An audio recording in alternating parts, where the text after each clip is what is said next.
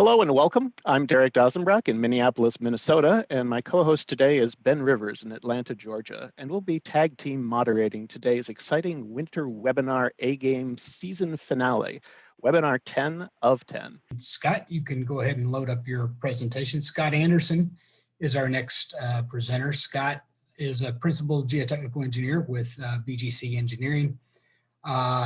He is the co-chair of the TRB section subcommittee on geotechnical asset management. He's also a member of the National Academy's Committee on Geotechnical and Geological and Geotechnical Engineering and Steering Committee, or COGE, member of the Geotechnical Extreme Events Association of the National Science Foundation.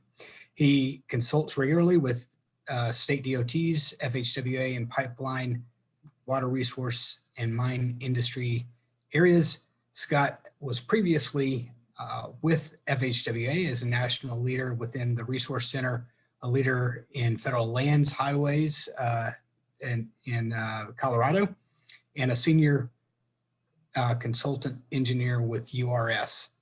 And he was also an assistant professor with the civil engineering department at the University of Hawaii. Scott, you have the screen. Hey Ben, thank you very much for that. Just to confirm, is everyone seeing my title slide? We are. Excellent. Hey, well, it's great to be here and great to have the lead in with so many excellent presentations. My job here today is to talk to you about data visualization and in particular augmented reality, or something called mixed reality sometimes. And everybody on the slide that you're looking at right now is wearing a Microsoft HoloLens. This is a tool that allows them to bring something new into their reality, which is why it's augmented or it's mixed. You can see that, well, first of all, the lens that they're wearing, this kind of, I was thinking about this as we were talking earlier today, the master name of the whole program we're here for is something called Everyday Counts. And we forget that that's urgent, and that the advance of technology is urgent. And this tool that these folks are wearing on their heads was brand new when the A-Game technologies got started. And it's now about as novel as a flip phone, because it's been replaced by something that's a whole heck of a lot more powerful. But it is still quite a powerful tool that these folks are wearing. And they're looking at two different projects that are in different corners of North America. And really what's different about the two images is that the folks on the left are still seeing some value in data presented on a plan sheet. And so they're casting their gaze upwards at a hologram that's in their workspace or down at the plan sheet and making the best interpretations they can of the data that are there. Whereas the folks that are over on the right, they've rolled up their plan sheet because it doesn't do them any good. Their data are three-dimensional, as all data are in our business of geotechnology. And they've rolled up their plan sheet and they're simply looking at the 3D visualizations. So this plan and profile sheet that's on the screen here might make you feel comfortable, and it might make you feel good. It makes me feel comfortable. I've seen 1,000 of these, and I think I have a pretty good idea when I see one what's going on. I've got a abutment to the south and an abutment to the north and a stick log underneath each, and it tells me a story. Well, part of the problem here is that this stick log is represented underneath the abutment at this location here. This stick log is actually this boring that's up here. And there's other holes that are shown in the plan view that are cone penetrometer soundings that aren't reflected in this at all. So this clearly is not an accurate representation of what's really going on at this location. So comfortable is not always best. This might make you feel a little uncomfortable because you've not seen it before, but this is me looking through a HoloLens at an embankment and a cut through a ridge. And my gaze is focused right now at this place called elevation 541.5 on the hillside there. But realistically, what I'm seeing is the CAD template for the embankment construction and the roadway cut. and I'm seeing the geophysics, the seismic refraction that was conducted along the spine of the ridge before this project was constructed, and also a boring that was drilled from the spine of the ridge that shows me things like SPT end values. The green being here is the percent recovery. And in 3 core runs, there actually was a measurable RQD, so that's shown kind of the red color right here. If I cast my gaze over to that spot, the actual values would show up. This is not a cartoon, but rather a digital twin of the project as built, as David was talking about, and is the data that are captured for this project. In the background, you see a bit of a legend. I could turn on and off some of these things, but these data are all available for this alignment. The ground is green here, not because it's a pretty color, but because it's the geologic unit. So that tells me something about that material as well. This is a little bit different visualization. This is a fault trench that's been excavated to look at the age of last activity on a fault near a project site. And this is excavated. The green, the ground surface is right along the top here. And samples were taken at all these yellow spots to do some charcoal testing. But long before the charcoal testing comes back, this trench will be backfilled. But these folks will always have this trench to look at in the 3-dimensional format and see where it is that their samples came back, what they told them, reevaluate their interpretation of something as important as whether or not there's nearby seismicity on their project. So how does this happen? Well, I'm going to tell you a little example right now. This has all, again, happened in the time that we've been promoting the A-GaME technologies. But the way this happens is today is that somebody goes to the field like this and they see something interesting that they'd like to share with others and communicate. So they pull out their latest iPhone or iPad Pro, and using the LiDAR scanner that's on that piece of equipment, standard equipment, they start scanning the outcrop. They get a 3D surface like this. Alone is pretty interesting, but it's also been taking a picture, and so that's called texturing. So in this case, the image, the photograph, is the texture that's put on that 3D model, and that's what you're seeing right here. So you can zoom in on it. It's all kind of interesting again, and look at it in this way. You can play with it on your iPad like this gentleman's doing here. But moreover, you can upload it right to the cloud. And once it's in the cloud, this is happening here, it can be visualized using a 3-dimensional augmented reality. And this is the new HoloLens. And anyone connected anywhere in the world to the internet and having one of these devices can go on to a piece of software, and within an hour of that photograph being taken, can be looking at the same thing in a 3D hologram wherever they happen to be. And they can drag this hologram around, put it in the right spot, but it doesn't actually have to be moved that much because you can walk around it. And because you can see things too while wearing these lenses, you can avoid the conference table there, and you can start looking at it. Now, as these folks are looking at it, you'll see some other things in light purple in the image there. These are people that are thousands of miles away in different time zones, and they're actually looking at the same 3D representation of that surface as the folks in this conference room are. And there's directional audio on these devices now, such that when somebody on the left of you is talking about what they're seeing, they sound like they're right to your left, and they're pointing. You can see what they're pointing at with their hands. You can talk about whether there is or isn't offset on that bed of sand right there. And when it's all said and done, you've got a very clear understanding of what's going on.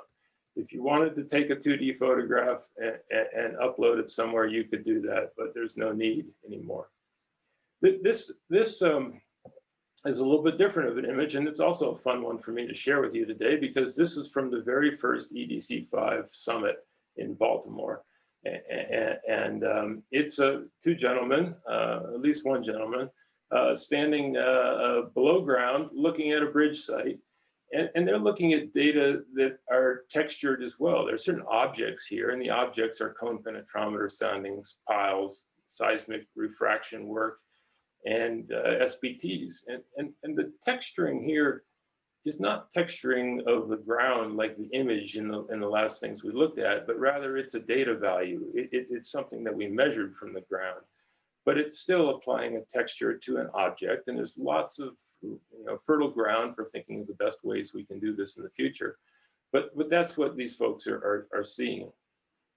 The image isn't of the highest quality because it's actually a person sticking a iPhone up between their cheek and the lens and taking a picture through the lens. So it's exactly what you would see if you were wearing these things.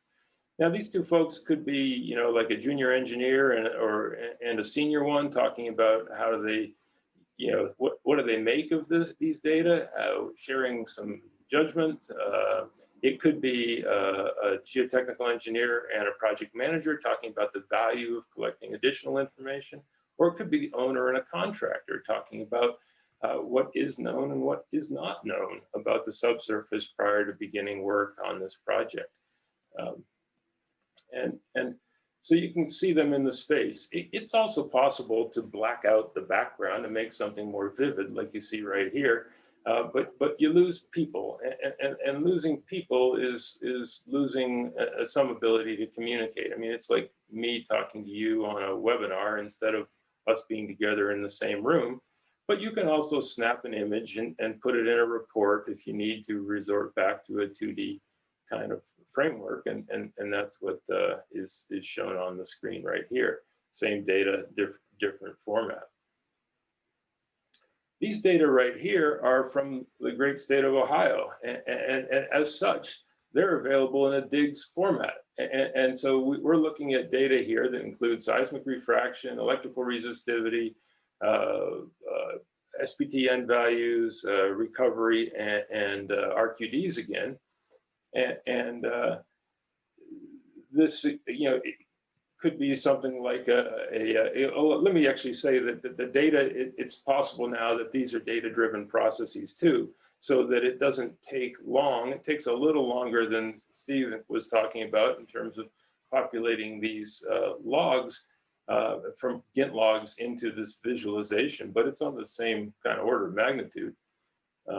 Another really interesting thing about looking at data in this style is that we're looking at, it looks a little, you've never seen it like this before, so it looks a little blurry, but you're seeing electrical resistivity results in the same view and time as you're seeing seismic refraction.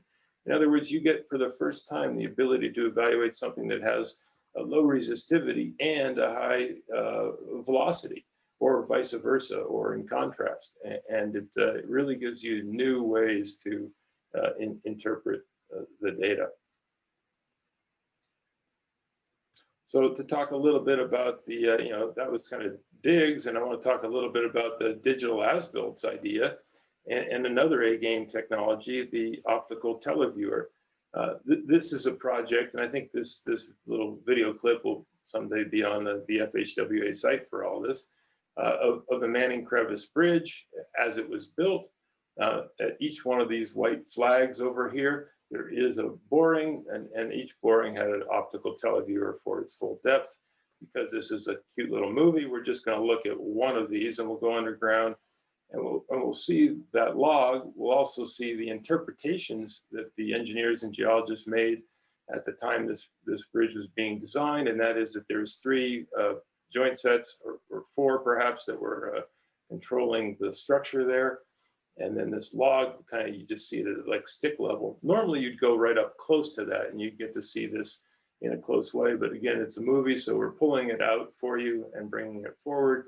And you can look at this core, this synthetic core, but this is actually reconstructed from what was filmed inside the borehole at true scale. And you can move this up and down so that each foot is a foot. It would, if you had this on in your office, it would project all the way up through the ceiling and all the way down through the floor, and you could move yourself up and down the core to look at how open some of these discontinuities are and what values you're assigning to them and what kind of performance you expect out of them. And that's the kind of thing that is available today. Now the core is going back in the hole here, and these 4 different colored planes that are being shown are the interpretations. So right here you have data, you have interpretations, and you have an as-built drawing of bridge site. I want to go back and talk a little bit about people in the picture, and this is an example where we're communicating. So here we've got 5 people looking at a hologram. There's something new in this one, and that is the light blue you see at the top of the screen. The light blue is actually the water table, and it does fluctuate seasonally, and so the 4th dimension of time is readily visible today in these 3D models. It moves as you wish it to, and you can stop it at any time you want.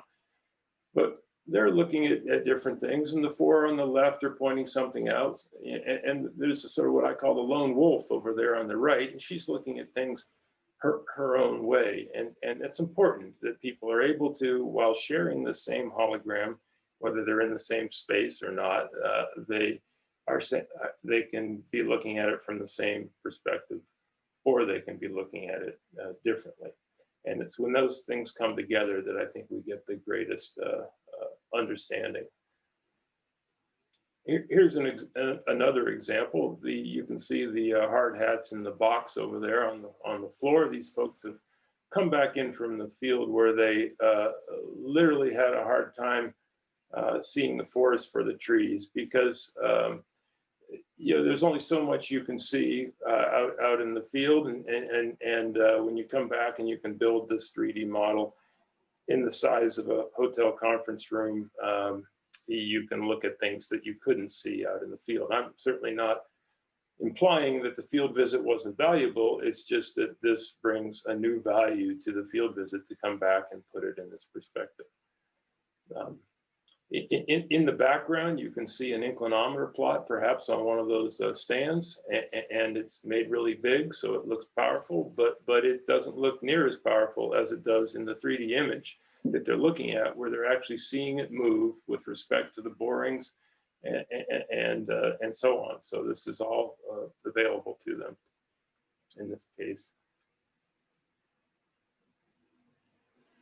That was a pre-COVID type image. When was the last time anyone here was in a hotel conference room, right? So it's really been fortuitous that the developments in these areas have marched along nicely this year, and it's now possible to do everything that those gentlemen there were doing in remote settings, each person being in their own office and sharing a look at the same hologram. Here are a bunch of folks that are looking at a hologram. It's what we call a tabletop model. Everything on it is a GIS layer. So anything that goes on a GIS can be visualized in this platform.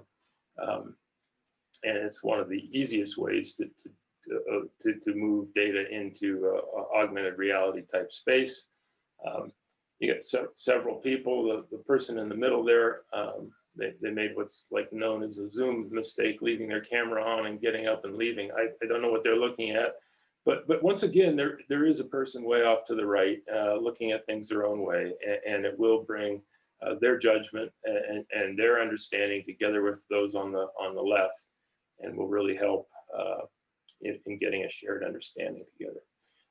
And my point is, through all of this, is that once there is a shared understanding, there really is a great degree of risk mitigation because communication is key to all of this. The A-GaME technologies are all about getting data out of the ground, but just like anything else, it doesn't matter how brilliant you are, if you can't explain it, it's not of any value. So this is really about getting the value from all of the A-GaME technologies, getting it shared, getting a common understanding.